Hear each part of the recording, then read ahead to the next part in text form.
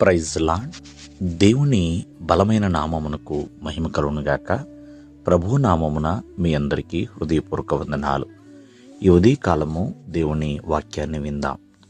యెషయా గ్రంథము 9వ అధ్యాయము 2వ వచనము.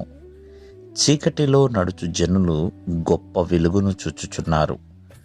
మరణ ఛాయల గల దేశవాసుల మీద వెలుగు ప్రకాశించును. ప్రియమైన వర్లారా, యేసుక్రీస్తు వారు పుట్టుకకు కొన్ని వందల సంవత్సరాల క్రితమే యెషయా ప్రవక్త చక్కగా ప్రవచించాడండి.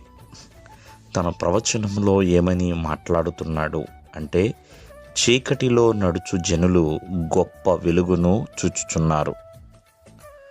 అంటే పాత నిబంధనకి క్రొత్త నిబంధనకి 400 సంవత్సరాలు వ్యత్యాసం ఉందండి.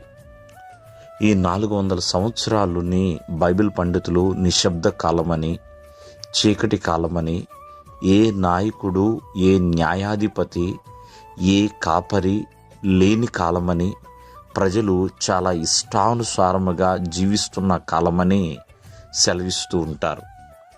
అంటే చీకటి అంటే అర్థము పాపమండి. పాపము చేస్తూ పాపములో నడుస్తున్న జనులు గొప్ప వెలుగును చూచుచున్నారు. ఆ గొప్ప వెలుగే నజరేయుడైన యేసుక్రీస్తు వారు. ఆయన ఈ లోకానికి వెలుగుగా దిగి వచ్చాడండి. ఆయన మరణ ఛాయల గల దేశవాసుల మీద ఆయన వెలుగు ప్రకాశింపచేయబడింది.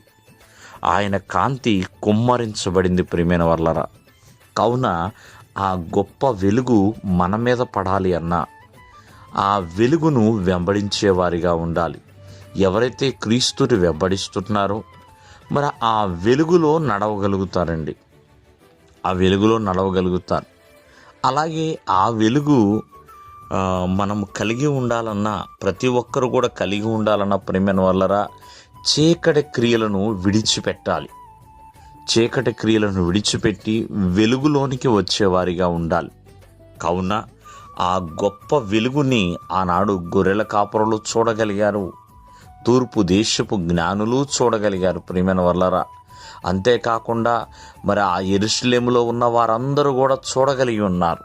అలాగే నేటికి కూడా కొన్ని కోట్లాది కొలది ప్రజలు ఆ వెలుగుని ప్రేమిస్తున్నారు, ఆ వెలుగుని వెంబడిస్తున్నారు, ఆ వెలుగులో నడుస్తున్నారు.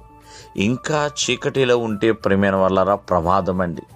వెలుగు దగ్గరికి వచ్చేవారిగా ఉండాలి. ఆ వెలుగులో నడిచేవారిగా ఉండాలి. ఎందుకంటే పరలోక రాజ్య పట్టణము వెలుగుమయమండి. చీకటి పట్టణం అయితే కాదు.